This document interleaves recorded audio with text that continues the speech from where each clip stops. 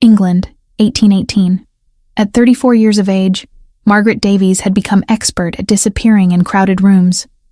The grand ballroom of Lord Pemberton's Kensington residence shimmered under 1,000 candles, their amber light casting everything in gilded splendor. The orchestra swelled with a Mozart composition that seemed to energize the assembled masses, drawing couples toward the dancing floor in synchronized waves of silk and tailored wool. Yet in the shadowed alcove near the refreshment table, Margaret stood motionless, her gloved fingers resting against the cool porcelain of an untouched champagne flute. The pale lavender of her gown, a color deemed appropriate for a woman of her station and circumstances, seemed to absorb rather than reflect the light surrounding her. She had not always been invisible. There had been a time, 14 years prior, when gentlemen had sought her company, when her opinion on matters of literature or gardening had been solicited with genuine interest, but that Margaret belonged to a different season, a different version of herself, who still harbored hope that spinsterhood might be avoided, through effort and grace alone. This Margaret, the one who watched debutantes half her age command attention with mere smiles, had learned to expect very little. "Your father appears distressed." Charlotte Webb materialized beside her with the stealth of long practice, her widow's weeds a sharp contrast to the vibrant gowns surrounding them. At 32, Charlotte understood the peculiar isolation of being unmarried past a certain age, though her condition had been earned through loss rather than circumstance. "I noticed him speaking intensely with Lord Graves near the card room some minutes ago." Margaret followed her companion's gaze across the crowded space. Her father, Thomas Davies, Viscount of Hartley, stood in animated conversation with an older gentleman whose face bore the heaviness of dissipation. When Thomas spoke now, it was without the old, brittle music of optimism. He had learned the difference between hope and denial, and the knowledge had cost him his posture. Margaret did not forgive him for that cost. She only recognized the bill had finally come due. Lord Graves was not a man of her father's usual circle. Not quite respectable, yet not entirely disreputable enough to be truly scandalous. There was something predatory in the way he gripped her father's arm, something that made Margaret's stomach tighten with unnamed dread. "Father is always distressed about something these days," Margaret replied quietly. "It is merely his manner." But Charlotte's expression suggested she did not entirely believe this explanation. Before she could respond, Eleanor, now the Countess of Ashdown, swept past them with her husband trailing in her wake. Eleanor, Margaret's younger sister by 6 years, had married a country earl of modest fortune 3 seasons prior and had since become insufferable in her newfound status. She did not acknowledge her sister's presence.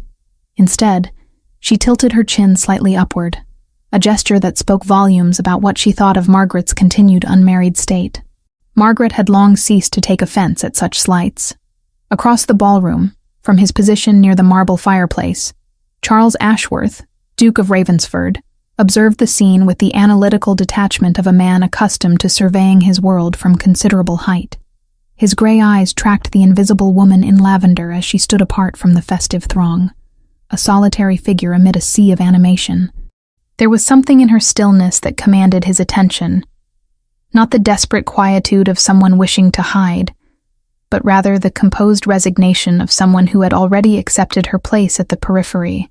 At 38, Charles had grown weary of societal machinations, the endless parade of ambitious debutantes, their mamas armed with flattery and strategic positioning, had become predictable to the point of tedium. He had withdrawn from London society following his wife's death 6 years prior, maintaining his duties as Duke while remaining otherwise detached from the machinery of the marriage market. Tonight, he attended only because parliamentary obligations necessitated his presence among the influential families whose support he required. Yet his gaze continued to return to the woman in lavender. The orchestra transitioned into a new piece, and the crowd shifted. Within moments, Lord Graves approached Margaret's position with the determined stride of a man conducting business rather than seeking pleasure. Charlotte, sensing the approaching complication, excused herself with a meaningful look. "Miss Davies." Graves bowed with exaggerated courtesy. "How delightful to encounter you this evening. Your father speaks so highly of his eldest daughter." Margaret extended her hand, allowing him to press it briefly. "Lord Graves, this is an unexpected pleasure." "Not entirely unexpected, I trust. Your father and I have developed something of a business understanding, Matters of finance, you understand. The sorts of arrangements that require mutual trust and, shall we say, cooperation. His smile suggested he found humor in some private jest. I have taken the liberty of assuming a position of some responsibility regarding your family's interests. A gesture of friendship, nothing more. The words were pleasant, but their implications unsettled Margaret in ways she could not immediately articulate. I am not certain I understand your meaning, sir. No matter. Such concerns need not trouble you. He stepped slightly closer, lowering his voice. I find myself in want of a wife, Miss Davies. Someone of quiet temperament and established family. Someone who might appreciate the stability that marriage to a man of my means could provide. Your father seems to think you might be amenable to such an arrangement. Margaret's breath caught. The ballroom suddenly felt smaller, the air more constricted. I fear my father has overstepped his authority, Lord Graves. I am not currently seeking marriage. At your age? His eyebrow rose slightly. Surely you do not intend to remain unattached indefinitely. The years, Miss Davies, are not kind to single women of advancing years. Nevertheless, I must decline your kind offer. Margaret turned slightly away, signaling the end of the conversation through body language alone. Graves lingered a moment longer before departing, but not before he had made clear through some unspoken mechanism that he considered her refusal temporary rather than final. Charlotte returned as the crowd shifted again. What did he want? Nothing of consequence, Margaret said, though her hands trembled slightly as she set down her untouched glass. Merely the usual presumptions. Yet, as the evening progressed and Margaret remained her accustomed shadow on the margins of society, she found herself thinking that perhaps this was simply how her life would unfold. She would attend these assemblies, watch others dance, observe the careful negotiations of matrimony from a distance, and gradually fade into the category of maiden aunt, useful only for her ability to manage households and offer counsel to younger women more fortunate in their circumstances. The invisibility had become not merely a condition of her social position, but something she had begun to accept as the fundamental truth of her existence. And perhaps that, she reflected, was the most dangerous invisibility of all. The morning following Lord Pemberton's assembly dawned grey and unremarkable, as if London itself had lost interest in the previous night's social theatre. Margaret sat in the breakfast room of her father's townhouse on Grosvenor Square, a residence that had once reflected the comfort of the Hartley fortune, but now bore the subtle signs of financial strain. The wallpaper near the windows had begun to fade, and the silver service on the table showed signs of wear beneath its polish. She was absently turning the pages of a periodical when Harlow, the butler, appeared with an expression that suggested something of consequence had transpired. Miss Davies, there is a visitor. The Duke of Ravensford requests an audience with your father. Your father is not yet risen, and the Duke has indicated that the matter is of some urgency. Margaret's breath caught. She set down her teacup with careful precision, willing her hands to remain steady. The Duke of Ravensford? Here? In the drawing room, Miss Davies. Shall I wake your father? Or will you attend to the Duke's needs first? A duke did not call upon a family of their standing without considerable reason. That much Margaret understood. She rose, smoothing her morning gown, a simple dove gray that she had changed into after bathing, and made her way downstairs. Her mind constructed and discarded possible explanations as her feet carried her forward. Perhaps it concerned some matter of parliamentary importance that had entangled her father in some way. Perhaps it was a social obligation of which she remained unaware. She was entirely unprepared for what she found. Charles Ashworth stood near the window of the drawing room, his tall frame silhouetted against the pale morning light filtering through the curtains. He was dressed impeccably in a traveling coat of dark charcoal, his cravat tied with the precision of a man who regarded appearance as an extension of discipline. Yet there was something in his bearing that suggested he had not slept well. The lines around his eyes seemed deeper than she remembered from the previous evening. When he turned at the sound of her entrance, his gray gaze fixed upon her with an intensity that made her throat tighten. Miss Davies, he said, his voice carrying the formal weight of title and rank. I apologize for the unseemly hour of my visit. I have come on a matter that requires directness rather than adherence to convention. Margaret curtsied, her mind still racing to assemble meaning from his unexpected presence. Your Grace, you honor our household. My father is not yet awake, but I am certain he would wish to be notified of, it is you with whom I wish to speak. Charles interrupted, though not unkindly. I came to make a proposal, Miss Davies. Not merely a social courtesy, but a substantial offer that I believe warrants discussion before other voices become involved. She gestured toward the seating arrangement near the fireplace, though her own movements felt distant and strange to her. Please, Your Grace, do sit. I confess I am somewhat bewildered. We have not previously had significant acquaintance. Charles remained standing for a moment longer before settling into the chair across from hers. That is precisely why I am here.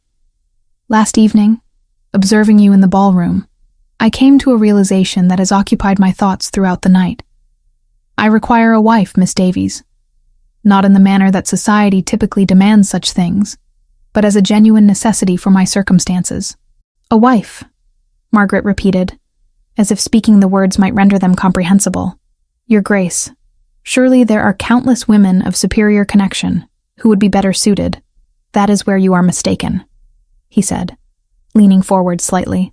The women of superior connection invariably bring expectations. They expect romance, or at minimum, the pretense of it.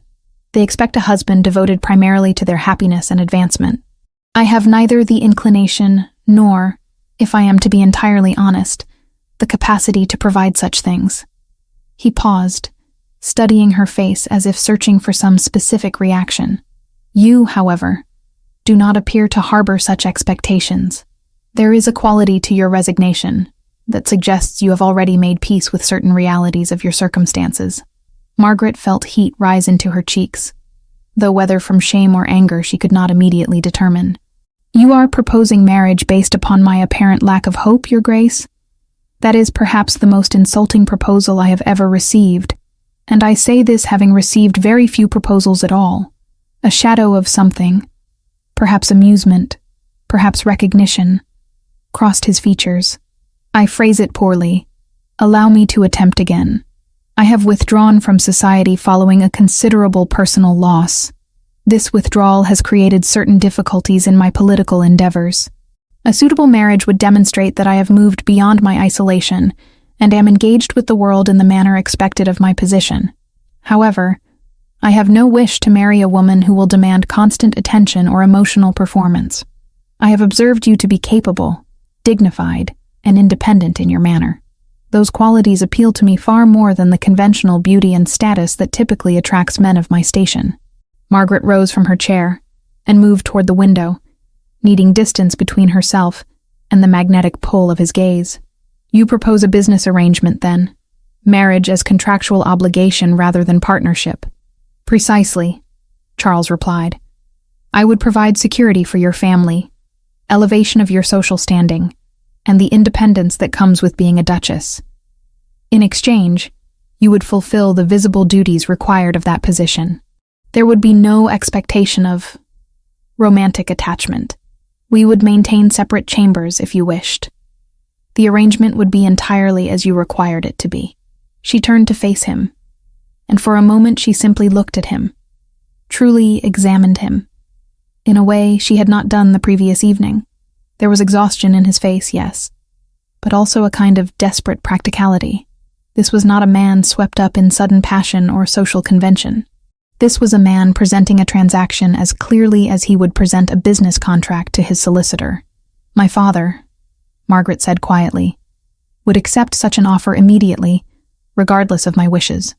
The financial security alone would be sufficient to overcome any paternal objection to my happiness. I am aware of that, Charles acknowledged, which is why I came to you first, rather than to him. I will not marry you against your will, Miss Davies. I refuse to begin our arrangement, should you agree to it, on a foundation of coercion. The statement caught her off guard. A man of his position, making such assurance, was rare enough to constitute genuinely unusual behavior. Before Margaret could formulate a response, Thomas Davies entered the drawing room, still in his morning coat, his hair not yet properly arranged. Behind him came Lord Graves, his presence in the townhouse suggesting far more familiarity than Margaret would have considered appropriate. Your Grace, Thomas exclaimed, his voice pitched between pleasure and anxiety. Harlow informed me that you were here. This is indeed an honor. Graves moved toward the Duke with a smile that did not reach his eyes. Ravensford, I did not anticipate encountering you this morning. How fortuitous. I have come to discuss certain financial matters with the Viscount. Perhaps we might adjourn to his study. Charles rose to his feet, his height and bearing making the drawing room suddenly feel smaller. I have only recently arrived, Lord Graves. Perhaps your business can wait until I have completed my conversation. Of course. Of course, Graves replied, though his eyes fixed upon Margaret with an expression that made her skin prickle with discomfort. Though I should mention that certain accounts require immediate attention. Is that not correct, Viscount? Your recent investment returns have been disappointing, if memory serves. Thomas's face flushed an uncomfortable shade of red. A temporary difficulty merely. I have every confidence that matters will improve shortly. Indeed, Graves said softly. Yet confidence will not satisfy creditors, will it? Perhaps we might discuss the consolidation of your obligations. A single larger debt might be more manageable than multiple smaller ones, though the terms would necessarily reflect the increased risk. Margaret watched the exchange with growing understanding. This was not the first conversation between these men. There was history here, and threat, and layers of financial entanglement that she could not fully comprehend, but could certainly feel in the tension that suddenly permeated the room. Charles observed the dynamic with the analytical gaze of a man accustomed to reading power structures. He turned to Margaret and spoke with deliberate clarity. Miss Davies, will you walk with me to the garden? I find I require a moment to breathe air that is not quite so heavy with unspoken complications. Margaret hesitated only briefly before accepting his offered arm. As they departed the drawing room, she heard her father beginning to negotiate with Graves, his voice taking on the wheedling tone of a man attempting to placate someone far more formidable than himself. The sound followed her like a shadow through the corridors of the house and into the small garden behind, where the roses had already begun their autumn decline. Your father owes him money, Charles stated flatly once they were alone among the dying flowers. Yes, Margaret confirmed, seeing no purpose in denial. Lord Graves has been extending credit for some months now.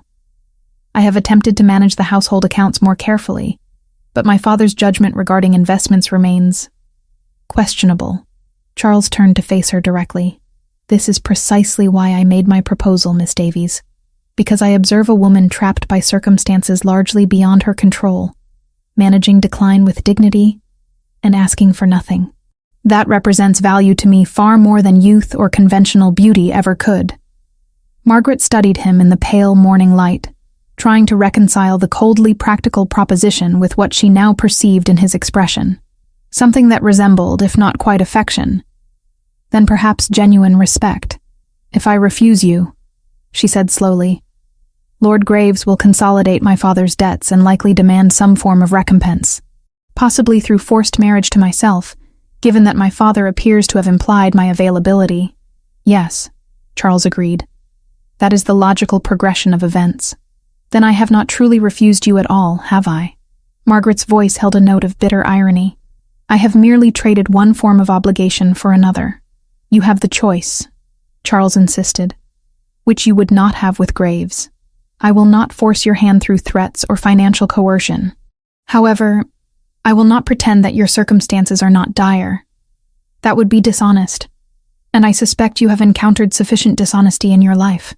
Margaret turned away, looking toward the garden gate and the street beyond, where life continued its ordinary progression indifferent to the turning points that altered individual destinies. In that moment, she understood that she stood at a threshold from which there was no true retreat. Either she accepted this strange, emotionally austere proposal from a duke she barely knew, or she permitted her father to sink further into the entanglement of Graves's manipulation. Neither choice offered what she might have wished for her life, but at least one offered clarity. I will require time to consider your proposal, Your Grace, she finally said. 1 week, if you would be so kind. 1 week, Charles agreed. Though I suspect that before that time has elapsed, events will conspire to collapse your available options further. When that occurs, I trust you will remember that I offered you choice before circumstances eliminated it entirely. He departed shortly thereafter, leaving Margaret alone in the garden where autumn had already begun its conquest of summer's remnants. The week following Charles Ashworth's proposal passed in a haze of conflicting emotions that Margaret struggled to articulate even to herself. She found herself oscillating between indignation at his clinical assessment of her character and a curious recognition that he had perceived something in her that others had entirely overlooked. That perception, however unflattering in its initial articulation, represented a form of attention she had not experienced in years. It was Charlotte who undertook the investigation into the Duke's circumstances, with the thoroughness of a woman accustomed to uncovering social truths through careful questioning. They attended a musicale together on Wednesday evening, where Charlotte engaged in seemingly casual conversation with Lady Ashford, the widow of a distant cousin to Charles's late father. By Thursday afternoon, Charlotte had arranged for them to take tea with Mrs. Eleanor Hartwick, the wife of a parliamentarian who moved in circles that intersected with Ravensford's social obligations. Margaret sat in Charlotte's private parlor, listening as her friend recounted what she had learned. The picture that emerged was fragmented but revealing. Charles Ashworth had inherited the dukedom at the age of 28 following his father's death. 6 years ago, he had married Lady Catherine Whitmore, daughter of the Earl of Whitmore, in what had been considered an advantageous match. 2 years into their marriage, Lady Catherine had died in an accident involving a horse. The official accounts described her being thrown from her mount during a ride across Ravensford's Yorkshire estates. However, Charlotte had discovered that the circumstances had been sufficiently ambiguous to generate persistent whispers among those inclined toward speculation. Whispers of what nature? Margaret asked, though she was uncertain she wished to hear the answer. Charlotte hesitated, selecting her words with deliberate care.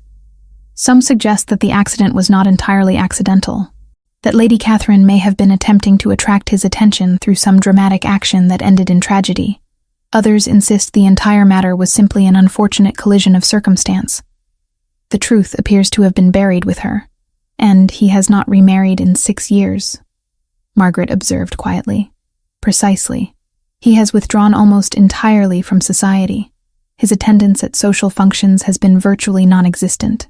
When he does appear, he maintains a demeanor of such profound distance that even the most determined debutantes have ceased attempting to approach him. It is rather as if he has declared himself inaccessible to the world. The implications of this information settled over Margaret like a heavy cloth. Charles's proposal had suddenly acquired a new dimension.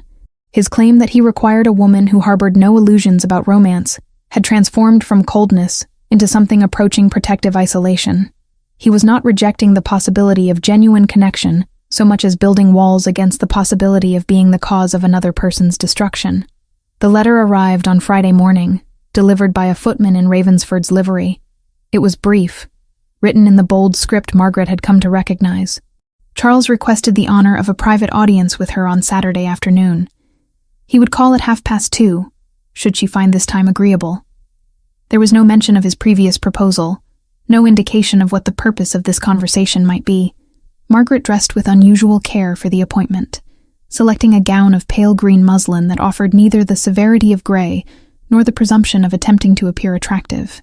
When Charles arrived, precisely at 2:30, he carried with him an expression that suggested he had not slept well and was struggling against some internal conflict. The butler showed him to the small drawing room where Margaret had chosen to receive him, a space intimate enough for genuine conversation, but formal enough to maintain propriety. "Miss Davies," he began without preamble, as had become his custom, "I have come to discover whether you have reached any conclusion regarding my proposal." "I have done some investigation, Your Grace," Margaret replied, remaining standing to indicate the provisional nature of the meeting. "I have learned that you were married previously, and that your wife died in circumstances that appear to be subject to considerable speculation." For a moment, Charles's expression hardened almost imperceptibly. "I see that you have been thorough." "I have been prudent," Margaret corrected. "If I am to consider such an arrangement, I must understand the character of the man making the offer. What I have learned suggests that you are not a man disposed toward casual matrimony. Despite the apparent emotionlessness of your proposal, I would understand your true motivations." Charles moved toward the window, positioning himself so that he looked out onto the street, rather than meeting her gaze. "My wife died because I failed her. he said finally, his voice stripped of all inflection. "The nature of that failure need not concern you. What matters is that I have no wish to fail another woman in similar fashion. Therefore, I do not seek a marriage based on romantic expectation or emotional vulnerability. I seek an arrangement where both parties understand precisely what is being offered and what is expected. There is safety and clarity." "And if clarity is not sufficient?" Margaret asked quietly. "If at some point either of us develops genuine feeling, then we address it honestly," Charles replied, finally turning to face her. "But I do not anticipate such a development. I have proposed to you specifically because I believe you to be a woman capable of accepting a marriage that exists for practical rather than emotional reasons. I may be mistaken in this assessment. If I am, then my proposal was ill-conceived, and you should feel no obligation to accept it." Margaret studied him in the pale afternoon light, seeing in his face not the coldness she had initially perceived, but rather a careful discipline imposed over profound fear. "Why did you not simply marry one of the beautiful, ambitious women who would have accepted such an arrangement without question?" "Because ambitious women come with expectations that extend beyond the marriage contract itself. They demand constant evidence of their importance. You, Miss Davies, have lived quietly in the shadows of your family's life. You understand the value of discretion and the necessity of managing circumstances without complaint.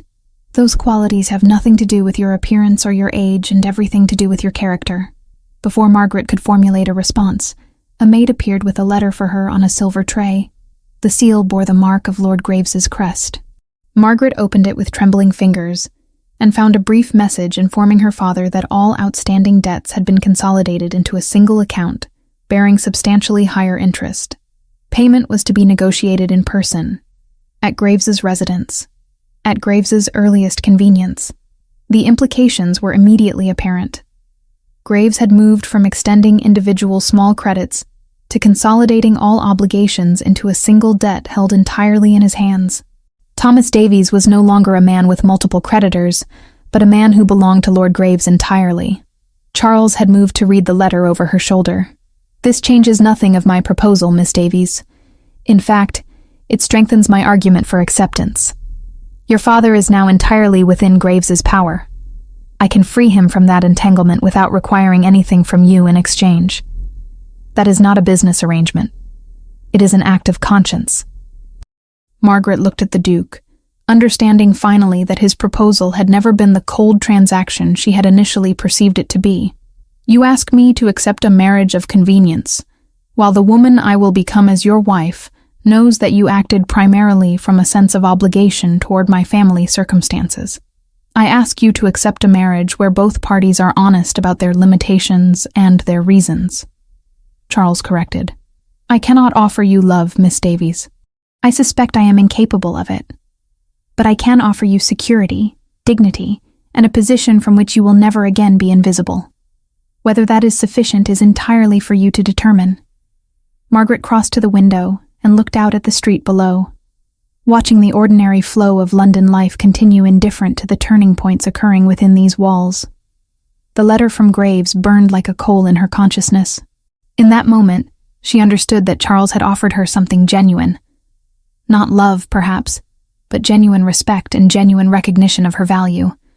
That recognition seemed increasingly precious. "I will require time to speak with my father about Lord Graves's letter," she said finally, "but I do not require a week to reach a decision. I believe I require only a few days to observe whether you maintain your position or if your proposal was merely a momentary impulse." "It was not impulse," Charles assured her. "But I understand the necessity of your caution. I will call again on Wednesday next. By then, I trust you will have formed a clearer sense of your options and your preferences." After he departed, Margaret remained standing before the window, long after his carriage had disappeared into the London traffic. Charlotte appeared moments later, her face a study in carefully suppressed curiosity. "Well?" her friend asked simply. "I believe," Margaret said slowly, "that I may have misjudged the Duke entirely. What I perceived as coldness may have been protection. The question now is whether protection offered to oneself is the same as protection offered to another." The letter appeared in the society columns of the Morning Chronicle on Tuesday, though it was not precisely a letter so much as a carefully worded insinuation disguised as social observation. Scandal, she discovered, was a climate rather than an event. It fogged mirrors and seeped under doors, and even the kindest faces wore a sheen of weather that was not their own. Margaret learned to treat it as rain. Not personal, merely persistent. Written anonymously but bearing all the hallmarks of deliberate malice, it suggested that certain members of the gentry had engaged in calculated schemes to elevate themselves through manipulation of titled gentlemen. It did not name Margaret directly, but the implications were sufficiently transparent that identification was merely a matter of connecting obvious references. Margaret learned of the scandal through Eleanor's visit to Grosvenor Square that same afternoon. Her sister arrived with an expression that combined indignation with something approaching satisfaction, as if she had anticipated this development with a mixture of dread and vindication. "You have utterly ruined yourself," Eleanor announced, not bothering with preliminary pleasantries. "The entire town is discussing your apparent conspiracy with the Duke of Ravensford. How could you be so foolish as to imagine your machinations would go undetected?" Margaret set down her teacup with hands that maintained outward steadiness, despite the trembling she felt internally. "I have done nothing of the sort, Eleanor. I scarcely know the Duke." "That is precisely what makes your actions so transparent," Eleanor continued, her voice pitched to carry through the drawing room, attempting to cultivate a connection through false modesty and strategic positioning. "It is the behavior of a desperate spinster, and frankly I am mortified to be associated with you." She paused, then added with deliberate cruelty, "I have informed my husband that we cannot be seen in public with you until this matter is resolved. Our reputation cannot be jeopardized by your indiscretions." After Eleanor's departure, Margaret remained motionless in the drawing room, understanding that the machinery of social destruction had been set in motion. The letter had provided sufficient ambiguity to generate speculation, while maintaining enough distance from explicit accusation to prevent legal recourse. Lord Graves had, she now understood, orchestrated a masterpiece of calculated malice. But worse than Eleanor's rejection was what occurred that evening at the Weatherby soiree. Margaret had not intended to attend, but Thomas, with the desperate energy of a man attempting to salvage his reputation through continued social participation, had insisted they make an appearance. Within moments of their arrival, Margaret understood the magnitude of the damage. Conversations ceased as she passed. Women withdrew their hands when she attempted to greet them. The atmosphere was one of collective judgment, as if her mere presence had contaminated the space.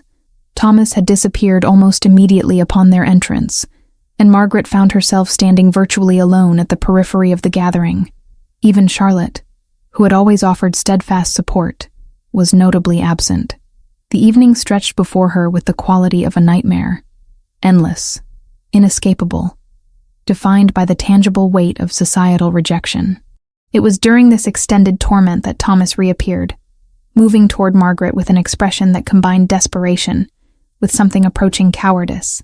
"We must leave," he said quietly, but with unmistakable urgency. "We must leave immediately." "Father, what has transpired?" Margaret began, but he had already grasped her arm, pulling her toward the exit with an intensity that suggested genuine panic rather than mere social embarrassment. The carriage ride home occurred in silence, but the silence was heavy with unspoken communication. When they arrived at Grosvenor Square, Thomas went directly to his study without explanation. Margaret followed, understanding that some significant development had occurred that extended beyond social scandal. "Lord Graves came to me this afternoon," Thomas said finally, his voice hollow with defeat. "He informed me that he had orchestrated the letter in the Chronicle. He explained that your apparent scheme to entrap the Duke, while entirely fabricated, served his purposes perfectly. The society scandal ensures that no one will question my sudden inability to manage my finances. When I fall into complete ruin, it will appear to be the consequence of your misconduct, rather than his manipulation." Margaret felt the room shift slightly around her. "He deliberately destroyed my reputation to protect his own actions regarding your debts." "Yes," Thomas confirmed, and Margaret observed with a mixture of pity and resentment that her father could not meet her eyes. "He also informed me that any attempt on your part to refute the scandal or explain the truth would result in even more damaging revelations about our family circumstances." He has constructed his trap with considerable precision. And you told him I would accept this? Margaret's voice emerged with a calmness that surprised her. I did nothing, Thomas said. But the words carried the weight of their own damning truth. I said nothing in your defense. I accepted his explanation and returned home. The conversation was interrupted by Harlow's appearance to inform them that the Duke of Ravensford had arrived and was requesting immediate audience with both Thomas and Margaret. When Charles entered the study moments later, his expression was a study in controlled fury. His gray eyes fixed upon Thomas with the intensity of a man conducting necessary business that he found beneath his dignity to perform. Viscount Hartley, Charles began without preamble. I am aware of Lord Graves's role in the scandal that has consumed Miss Davies's reputation this afternoon. I am also aware of the financial entanglement that provides his motivation for such actions. I have come to inform you that I intend to discharge all of your obligations to Lord Graves. Every debt, every contract, every instrument by which he has manipulated you will be transferred to my name and subsequently forgiven. You will be free of him entirely. Thomas's face flushed with a confusion of emotions, relief, shame, and a desperate gratitude that manifested as near tears. Your Grace, I cannot permit such— You cannot prevent it, Charles corrected with brutal efficiency. The transaction will occur whether or not you consent to it. What you will do is remove yourself from this conversation. I have no further business with you. After Thomas's departure, Charles turned his attention to Margaret, and his expression shifted from anger to something approaching concern. You have been treated with calculated cruelty today. I have come to offer you refuge, if you will accept it. Refuge? Margaret repeated. Your Grace, you yourself have made clear that your proposal was based upon practical necessity rather than genuine desire. To have me reside at Ravensford Estate would only strengthen the scandal. Society will assume precisely what I wish them to assume, Charles interrupted. I will have it known that I have invited you to my estate under my protection, following the scandalous behavior of Lord Graves. I will make it clear that I regard the accusations against you as fabrications designed to conceal his financial crimes. My position and wealth provide sufficient authority to reshape the narrative, should I choose to employ them. And what do you receive in exchange for this intervention? Margaret asked quietly. The knowledge that I have prevented you from being entirely destroyed by forces beyond your control, Charles replied. Additionally, Miss Davies, your acceptance of my invitation serves as a public declaration that you do not fear the consequences of associating with me. That is not insignificant. Come to Ravensford. Allow me to demonstrate that my proposal was not born of indifference, but of genuine recognition of your value. Margaret looked at this man who had arrived at her darkest moment with both rescue and presence, understanding that acceptance of his offer represented not merely social salvation, but also an acknowledgement that her life had fundamentally altered in ways she could no longer resist or deny. I will come, she said finally, but not as a guest. If I am to reside at your estate, society must understand clearly what arrangement I have accepted. A flicker of something, perhaps surprise, perhaps approval, crossed Charles's features. We will inform them precisely what has transpired, Miss Davies. We will allow them to interpret it as they choose, knowing the truth ourselves. Ravensford Estate sprawled across Yorkshire's rolling landscape like a monarch's declaration of permanence and power. Margaret arrived on a grey afternoon, when the moorlands beyond the property seemed to dissolve into the very sky, creating an impression of existing between earth and cloud. The estate was older than London itself, its stone walls worn smooth by centuries of wind and indifference. Charles had arranged for her arrival while society absorbed the scandal of her departure from London, and by the time her carriage rolled through the iron gates, speculation had already crystallized into accepted narrative. She was his ward, his distant relation, his social reclamation project. The specific justification mattered less than the fact that his authority made contradiction impossible. The servants received her with the deference due to a woman under the Duke's protection. Mrs. Hensworth, the housekeeper, conducted Margaret through corridors lined with ancestral portraits and faded tapestries, offering commentary on the estate's history in the manner of someone who had performed this task countless times for guests of varying significance. Margaret's chambers were situated in the east wing, overlooking gardens that had been allowed to slip into controlled wildness. Through the window, she could see hedgerows that had begun their autumn transformation. Roses gone to hip, lavender faded to dusty purple. Charles appeared for dinner that evening, having spent the afternoon managing a state business that required his attention.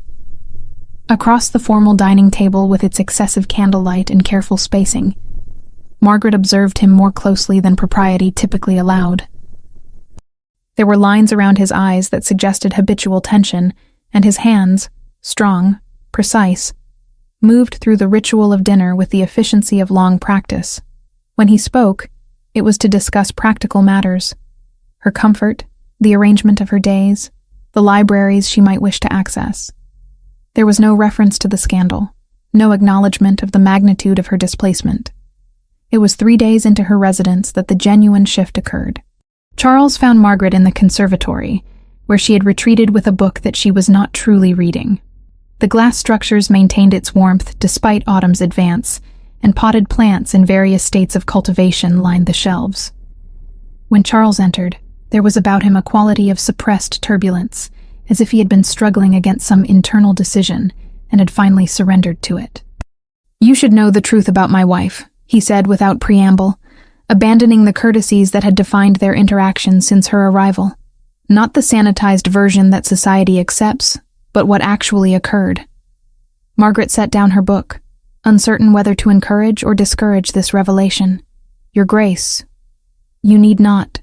Catherine was not suicidal," Charles continued, moving toward the window and positioning himself so that she could observe only his profile. "She was attempting to gain my attention, which I had entirely withdrawn and redirected toward political ambition and estate management. She took a horse across difficult terrain deliberately, believing that a dramatic fall would force me to care. Instead, it killed her." His voice contained no inflection, yet the words themselves carried the weight of years of accumulated guilt. "I allowed a woman under my protection to starve emotionally, while I attended to matters that seemed crucial but were merely important. The distinction cost her life." Margaret rose from her chair, moving slightly closer but maintaining distance that acknowledged his need for space. "How long have you carried this knowledge?" 6 years, Charles replied. 6 years of living in this estate alone, withdrawing from society to prevent repetition of that failure with another woman who might harbor genuine expectations, until you decided to marry a woman you believed incapable of harboring expectations," Margaret said quietly. "You sought to protect me through ensuring I could never be disappointed." "Yes." Charles turned to face her fully. "And that assessment was entirely uncharitable. I now understand. Observing you these past days, the dignity with which you navigate displacement, the intelligence with which you manage circumstances entirely beyond your control, I have begun to recognize that I underestimated you profoundly. You are not a woman incapable of feeling deeply. You are a woman who has simply learned to contain her feelings because the world rarely provided safe container for them." Margaret felt something shift within her, a recognition of having been truly seen for perhaps the first time in her adult existence. "Your wife was invisible to you because you were consumed by your own concerns. I have been invisible to everyone because I ceased to expect visibility. We are not the same, Your Grace." "We are both casualties of invisibility," Charles corrected. "Hers was inflicted through negligence. Yours was inflicted through indifference. The result is identical. Two people learning that the world does not notice their suffering unless they perform their suffering dramatically enough." He paused, then continued with visible difficulty. "I cannot offer you what I failed to offer Catherine, but I can offer you something perhaps more valuable, the knowledge that I see you now. Completely, honestly, without the filters of my own protection or guilt." Before Margaret could formulate a response, Charles closed the distance between them. His hand came to her face, his fingers tracing her cheekbone with a gentleness that seemed at odds with his customary composure. The gesture was not demanding, not the prelude to anything beyond itself. It was recognition. Tactile, present, undeniable. Margaret felt her breath catch, felt something that had been locked within her for years begin to shift toward possibility. "I will not destroy you," Charles said quietly. "That is my covenant, Miss Davies. I will not allow your invisibility to persist within these walls. They stood in the conservatory among the potted plants, among the carefully cultivated life that flourished in controlled environments, and Margaret understood that something fundamental had altered between them. This was not the cold transaction she had once braced herself to accept. This was a genuine moment of mutual recognition between two people who had learned survival through different routes, but had arrived at similar destinations of emotional isolation. That evening, Margaret received a visitor. Charlotte arrived with a letter from London explaining that she had come to ensure Margaret's comfort and to confirm the legitimacy of her residence at Ravensford. The two women sat in Margaret's private chambers, and it was to Charlotte that Margaret finally allowed the full weight of her experience to emerge. "He told me about his wife today," Margaret confessed. "About the failure he believes himself to bear." Charlotte nodded slowly. "And what did you perceive in that confession?" "Honesty," Margaret replied. "The kind of honesty that only emerges when someone has reached the limit of their ability to maintain protective deception." She paused, considering her words carefully. "I did not marry him today, though the moment suggested certain possibilities, but I understood in that moment why he came to me in London. He was not seeking a woman incapable of love. He was seeking a woman capable of understanding that sometimes love requires learning to be visible again." Charlotte reached across and clasped Margaret's hand. Charlotte had the gift of setting a cup of tea between two people and making it feel like truce. On evenings when London felt like a geography they had both survived, they would sit in the West Wing sitting room and measure, without saying so, how far visibility had carried them from the lives they once endured. Widowhood taught me that second chances are not promises, but possibilities. What matters is whether both people possess the courage to attempt them. The summons arrived on a gray afternoon when Margaret had begun to settle into the rhythms of Ravensford life. A letter delivered by Thomas himself, who appeared at the estate gates with the appearance of a man carrying stones that had grown heavier with each mile from London. Charles was away attending to matters in nearby York, and Margaret was alone when her father entered the drawing room where she sat with correspondence and tea. Thomas had aged since her departure from London. The lines around his eyes had deepened, and his shoulders bore the weight of accumulated shame and desperation. He accepted the chair Margaret offered with the mechanical movements of someone whose will had been entirely consumed by anxiety. "I have been sent as messenger," he said without preamble, his voice hollow with defeat. "Lord Graves has provided me with terms that you must hear directly. He has consolidated all of my outstanding obligations into a single account. The debt is substantial, and he has informed me that payment is to be negotiated immediately. However, he proposes an alternative arrangement." Margaret set down her teacup, understanding already what words would follow, though she steeled herself against their impact. "What arrangement?" "Marriage to himself," Thomas replied, his voice barely audible. "He has made clear that should you refuse, the entire debt will be executed immediately. Our family name will be destroyed, our remaining properties seized, and I will be imprisoned for debt. However, if you accept his proposal, he will forgive the debt entirely as a wedding gift." The words seemed to reverberate through the drawing room, and Margaret found herself studying her father with an expression that was neither anger nor sympathy, but something resembling recognition of his fundamental powerlessness. "And you delivered this ultimatum from a man you know to be dishonorable?" "What choice had I?" Thomas demanded, though the defensiveness in his tone was hollow. "He holds my life entirely within his hands. Should I have refused and allowed him to destroy everything?" Margaret rose from her chair and moved toward the window, needing distance from the magnitude of what her father represented.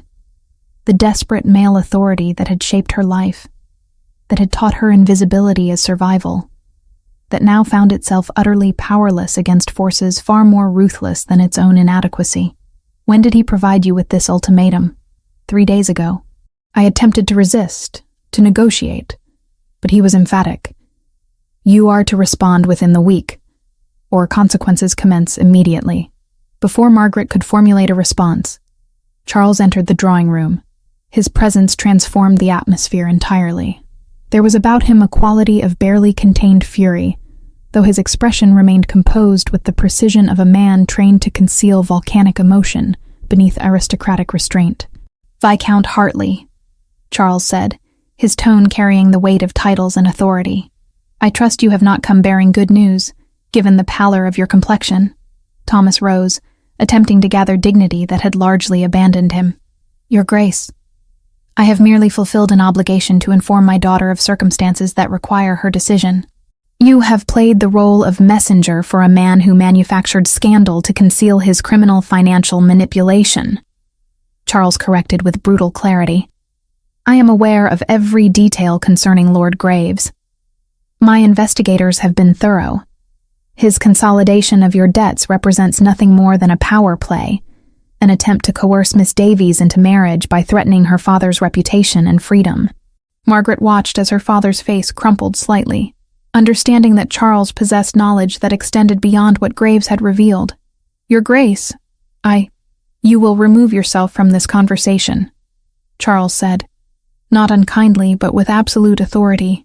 "There are arrangements I wish to discuss with Miss Davies that do not require your presence."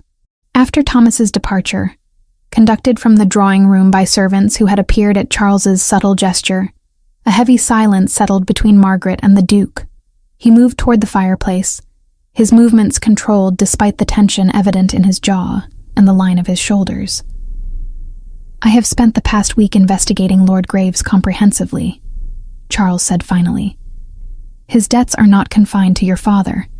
He has engaged in systematic financial predation across multiple families, consolidating obligations and leveraging them for personal benefit. Your father's situation is merely one among dozens. I have prepared documentation sufficient to secure his imprisonment for fraud and conspiracy." "Then you will expose him?"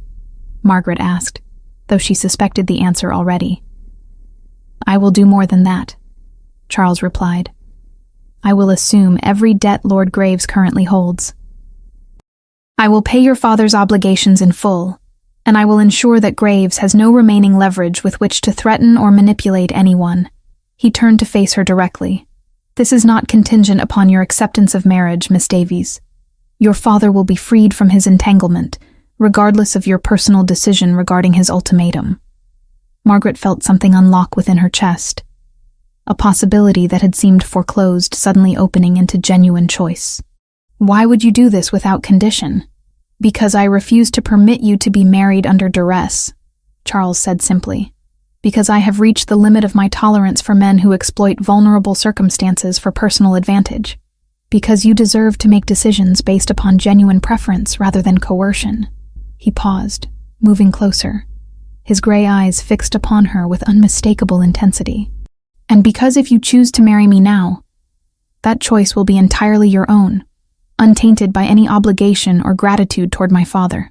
Margaret understood, in that moment, that Charles was offering something far more valuable than mere financial rescue.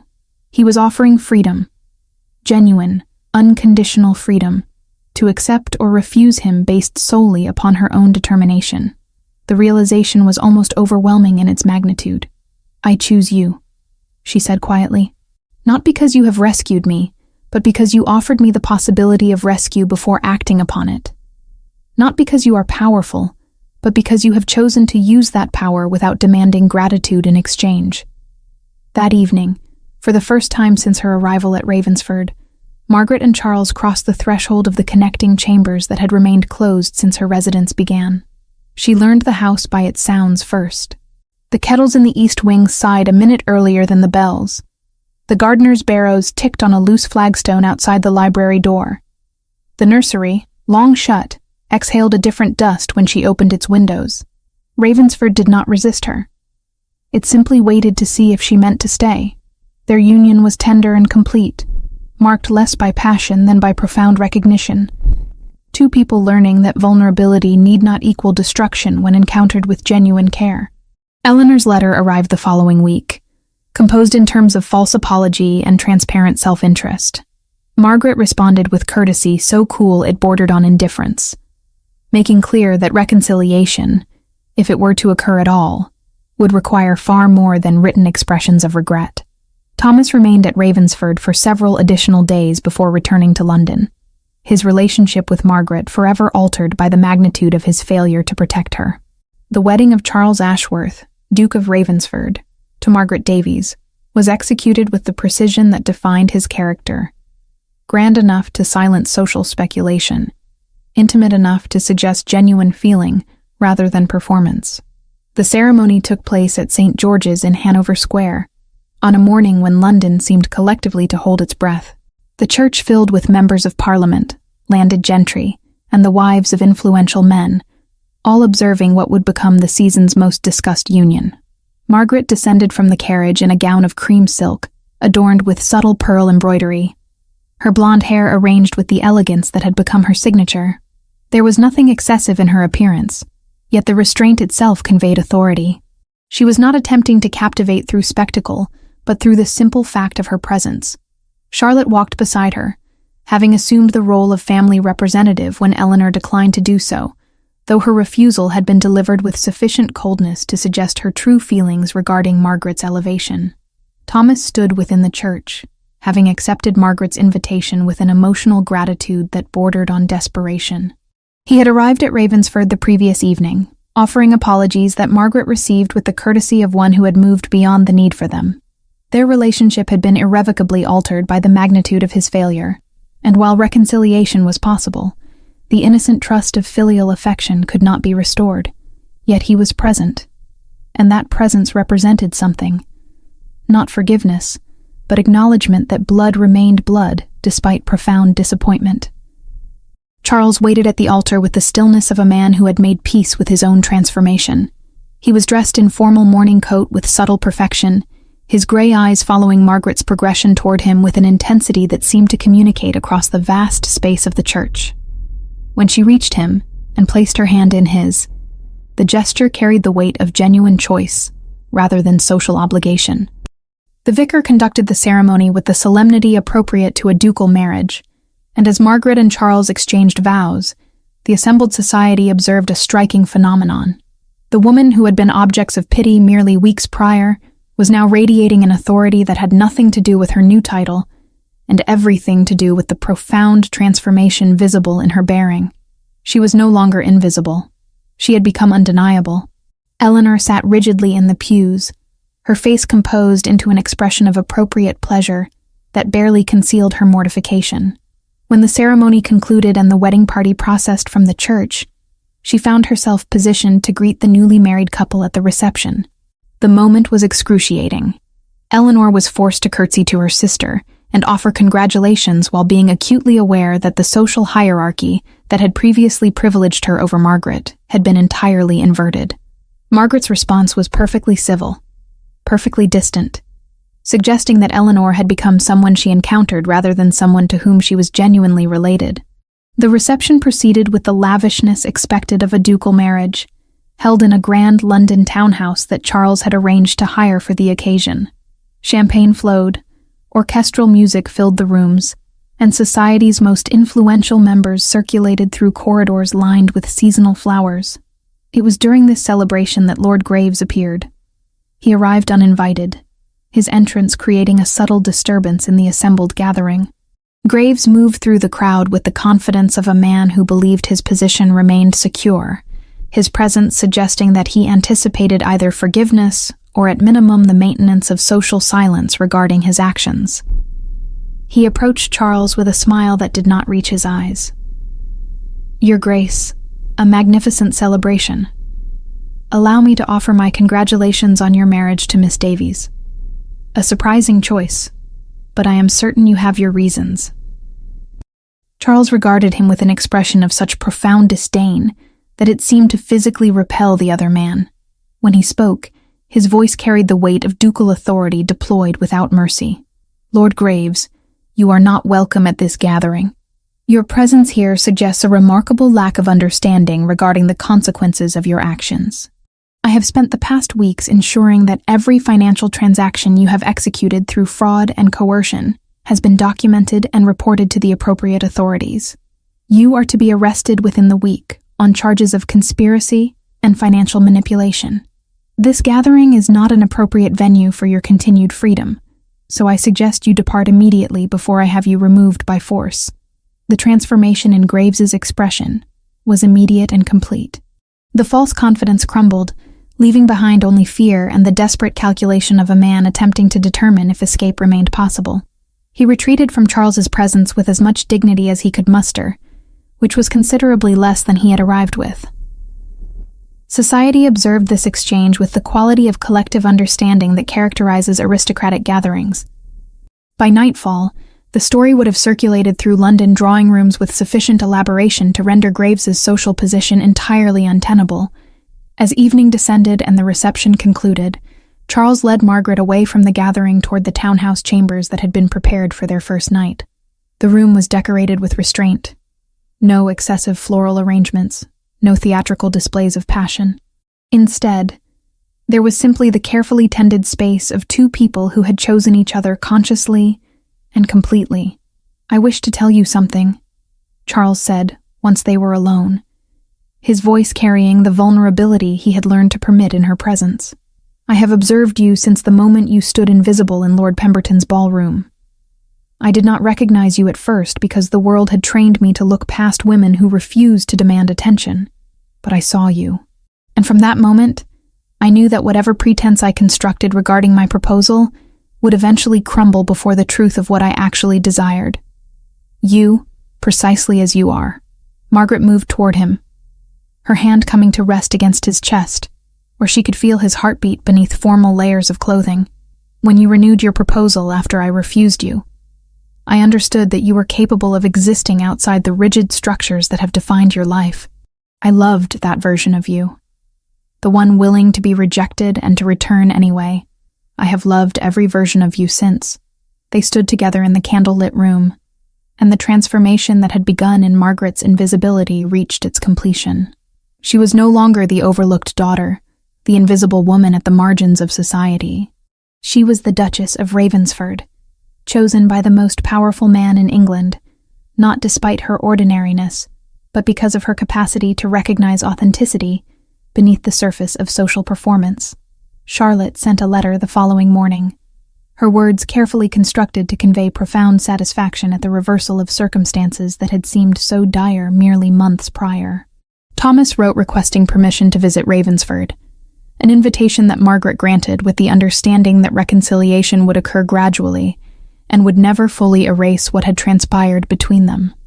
Eleanor remained distant, her silence a clear indication that some relationships, once fractured beneath the weight of genuine crisis, could never be entirely restored. 6 months had transformed Ravensford Estate in ways that extended far beyond the merely observable. The gardens, which had existed in carefully maintained but emotionally sterile perfection under Charles's previous stewardship, had begun to evolve under Margaret's influence. Where there had been rigid geometry, there now existed space for what might be termed controlled wildness. Roses permitted to sprawl across archways rather than being rigidly trained. Vegetable gardens expanded to provide not merely sustenance, but also employment for families from surrounding villages who had previously possessed no reliable income. The tenant cottages scattered across the Ravensford lands had undergone systematic renovation, a process Charles had initiated years earlier with the efficiency of a man fulfilling obligation rather than expressing conviction. Margaret had altered the approach fundamentally. She visited the cottages herself, speaking with inhabitants, understanding not merely what was broken, but what inhabitants actually required. When widows needed employment, positions materialized. When children lacked education, a small school was established.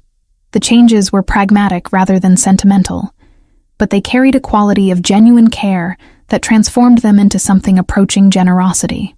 Charles observed these transformations with an expression that suggested he was watching someone rewrite the language of his own life. There were moments when Margaret would encounter him standing in the doorway of the schoolroom, watching her explain mathematics to the village children, and she would observe on his face a vulnerability she had not witnessed during their earliest acquaintance. The armor he had constructed over 6 years of isolation had begun to crack, not from assault, but from the simple recognition that protection purchased through emotional distance cost far more than it preserved.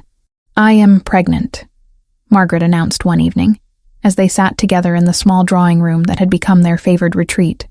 The statement emerged without preamble, delivered with the same directness Charles had come to recognize as her characteristic method of addressing significant developments. Charles set down his correspondence with movements that suggested sudden immobility. "You are certain?" "Entirely certain," Margaret confirmed. I have known for 3 weeks, but wished to be absolutely confident before offering information that might require revision. The transformation that occurred on Charles's face was profound and instantaneous. The reserved Duke gave way to a man who appeared younger, less burdened by the weight of 6 years' accumulated regret. When he moved to Margaret and drew her into his embrace, the gesture conveyed something approaching wonder. "A child," he said simply. "Our child." "Yes," Margaret replied, finding herself moved by the magnitude of hope evident in those 2 words. "A future that extends beyond our own narrative." Thomas had visited Ravensford with increasing frequency over the preceding months. The relationship between father and daughter remained altered from what it had been. Trust, once fractured, does not restore itself entirely to previous wholeness. Yet something approaching genuine affection had begun to emerge from the ruins of paternal failure and filial resentment. Thomas had taken work managing a portion of Charles's investments, a position that provided both income and purpose, while maintaining sufficient distance to render their interactions less fraught with complicated history. Eleanor had sent a letter following the wedding, an epistle so carefully constructed in tone that it managed to convey simultaneous apology and resentment. She had inherited her father's talent for negotiating emotional complexity without ever truly addressing its source. Margaret responded with courtesy that suggested she had moved beyond the capacity to be wounded by her sister's limitations. Eleanor's occasional visits to Ravensford were tolerated rather than welcomed. The relationship reduced to the performance of kinship without the substance.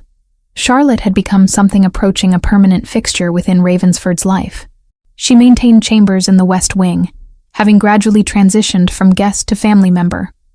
Her friendship with Margaret had deepened into something approaching sisterhood, and she had developed her own understanding with Charles regarding the value of her presence.